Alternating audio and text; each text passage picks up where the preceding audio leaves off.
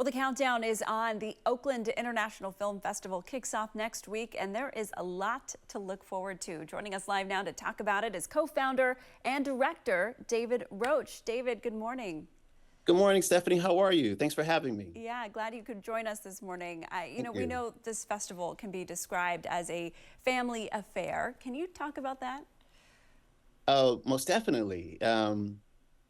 We have films that can be enjoyed by the entire family. We try to really have films that can inspire younger generations to pursue filmmaking, connecting stories that, through documentaries. We have some animation, music, and from the beginning to the end, starting on the 12th through the 21st here at the Grand Lake Theater, and also at Mills College, which is now also called Northeastern University. We will be featuring films that bring the whole family.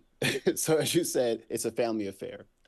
Yeah, and what I love about this festival is you really showcase all diverse voices to promote a greater understanding of the global community.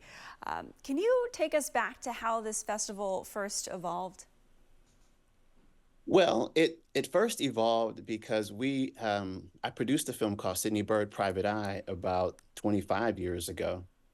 And we had a chance to be in other film festivals.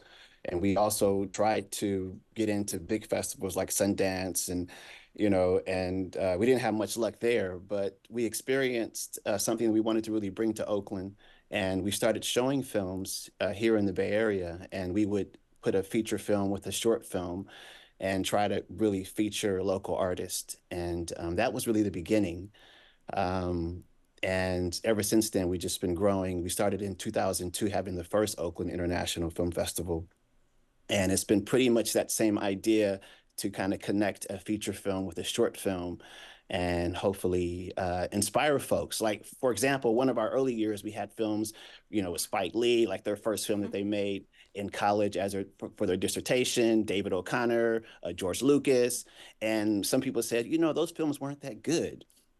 But that's the road, filmmakers take. You have to start with something and then you grow as you go. And that inspiration, right? It's neat to see how it has grown and really the participation too throughout the years. Can you share some of the highlights with this year's lineup? Well, the highlights they keep coming. I mean, we're opening up with a film called The Bridge, which is a documentary film, and Evan Leong is coming down from Los Angeles. And this film talks about the discrimination faced with the Asian community when it came to banking about 50 years ago, and how this bank has really grown, East West Bank. And then Renegade is a short film that we're showing with that feature film, which tells an amazing story of a local Oakland business, which is it's a shoe store, but it really has these very inclusive values that's really about building community right here in Oakland. So we have a really made in Oakland theme that we really try to promote and try to connect things with. Freedom Hair is a feature film based on a true story of an African-American woman who brought braiding to the industry. I mean, as far as it was illegal for women to braid hair, to even study cosmetology, and to really make a living by braiding hair. And so she was able to go to, take that to court, become trained, and now thousands of women make, money braiding hair, and it's a legitimate type of business. There are other films that let me see how I got you. I know time is flying by. So we have so many. Let me see. We have which Water for Life is another documentary which talks about the water shortage and a lot of the plight happening in Latin America.